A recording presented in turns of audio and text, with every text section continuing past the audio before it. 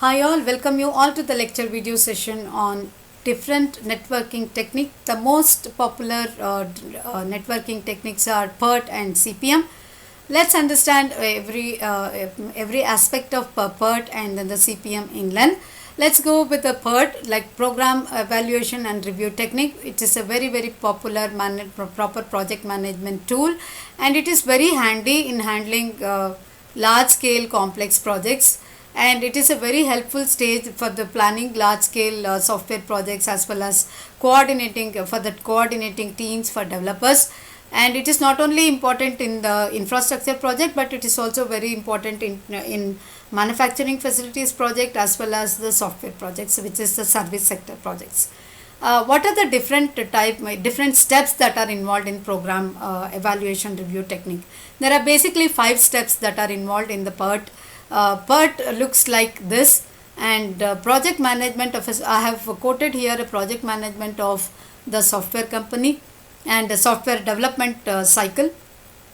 Here the 5 major steps that are involved are determining project tasks and milestones, which we have done here.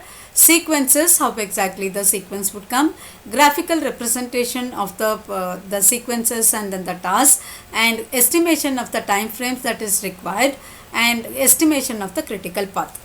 What is determining project tasks and then the milestones? Project tasks and then the milestones, this is going to be the first step 1. When we think about the step 1, when we think about this, the determining project tasks and then the milestone address, it says that it involves the determining what exactly the specific task of a project and what exactly the milestones to meet the goals.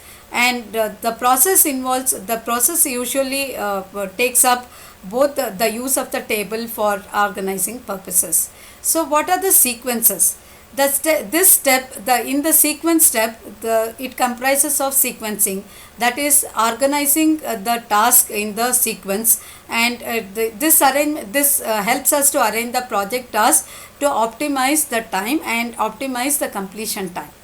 So third one is a graphical representation. Once the project task and then the milestones and then the sequence is determined, that is formed, then it is the third step is to represent them graphically like this.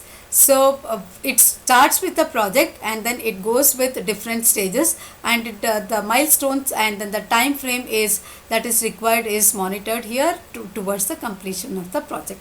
And this has to be done with a graphical representation, and this is one such graphical representation of the project. So in this step, in the graphical representation step, it includes the developing the diagram for the network, and it also visualizes the order of the task that is to be carried out, and where exactly the repetition of the task comes and where exactly the challenges would come. By looking at this diagram, it is possible for the team to understand and then the project manager to understand. It involves the critical task. It also determines the parallel tasks also. This is a parallel task. So 2 parallel tasks will happen at this stage. So the parallel task taking the co-occurring of the task. 2 things will happen at the same time. This is called as parallel task. Finally, that step 3 takes on the identifying which are the tasks that are serial, and which are going to be connected at points. So after developing this diagram, the fourth one is the estimation of the time frames. How much time is involved in each of the tasks? So it goes, it is different from task to task. When many of the activities are interrelated, the time taken will be more. So in this step, it goes with the threefold establishment of the timing for the project. So this part of the process goes with the 3 time frames. The first one is the optimistic time frame, second one is the probable time frame, third one is the pessimistic time frame. This represents the optimum, likely, and the worst cases. 3 different time process are the time process, the part of the process are optimistic, probable, and the pessimistic. So that this represents the optimum time. Optimistic represents the optimum scenario, and probable represents the most likely scenario, and the pessimistic goes with the worst case scenarios concerned to the completion of the task. So the next one is the estimation of the critical. Name itself says that it helps in estimating the critical path of a project. So this helps in identifying the overall time the project is expected to complete or project is expected to travel through from the inception stage to the completion stage. So this term critical path was first used by the DuPont Corporation by in 1950s. So way back in 1950s this name was found, like this this word is used, critical path is used to estimate the project completion times. So this is this critical path method is employed it is a very useful strategy for planning software projects time frame, as I have shown here, and it is also going to give the cost of the project. It is also going to give the required steps that is to be taken. But the PERT tackles many aspects of the development project. How to create a PERT diagram? There are two steps that are involved to create the PERT diagram. The first two steps to create the PERT diagram are: first, list the task and put them into the sequence, noting down the time frames.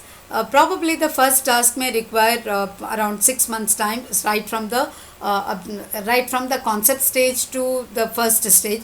After that, probably it may require some of the time that is required from it goes it is different from project to project.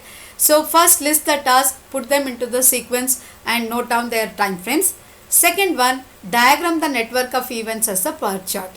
So this second step where we are going to design the PERT chart involves the activity on arrow diagrams, wherein in which the arrow on the diagram signifies the task. If I go back to this diagram, here you can see the arrows 1, 2, 3, 4, 5 like this. This activity on arrow diagrams it shows that arrow in the diagram indicates signifies a task. There some task has to be performed. The circles and nodes indicates the milestone. Here the circles and the nodes, these are the nodes 1, 2, 3. So these are the circles. These circles and the nodes indicates the milestone, and above each arrow the diagram includes the estimated time frame. Above each arrow we have estimated the time frame here and it is notified here.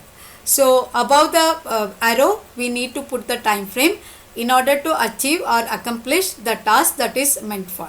And approximation could be different time frames. It could be a probable time, it could be optimistic time, it could be a pessimistic time, and depending on this, all the combination of all these four can be there for any one of the activity or the task also. So the event network diagram gives the various time frames in which the task has to be performed, which has to be achieved, and it has to be completed under all kind of obstacles. So completing the task sequentially. How do we complete the tasks which are sequential tasks? These are the sequential tasks. How to complete this sequential task? In many of the cases, specific tasks are like they are serial in nature, which will start after completion of the first task. That is, the first one has to be completed in order to begin the second one. So the complete PERT chart is a diagram which shows all kind of serial tasks as well as the tasks that are to be performed with a different time frame, and it gives the critical path, and then it gives the path to realize the project.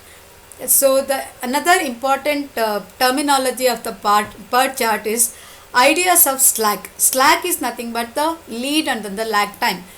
Slack also refers to how much longer a particular step in the project can take before it impacts the other project, the complete project as a whole. So this is called as the slack time. And in this, what is lead time? Lead time refers to the amount of the time that is needed to finish a project step with no effect on the next step. Suppose if two tasks are in serial, the first task which is to be completed and what is the time that is required for the first task to complete without affecting the second task. And the lag time denotes the earliest completion time of the step after the previous step. If the first step is completed, then what is the earliest completion time that is required for the second task to get completed. So this is called as lag time. So both lead time and lag time constitutes the slack time. What is the critical path method? We are going to discuss in the next lecture video session, and we are going to discuss in length about the critical path method. discussed about the most important type of and most popular type of networking technique called BERT. In the next lecture video session, we are going to discuss about the critical path method. Thank you everyone. See you all in the next lecture video session.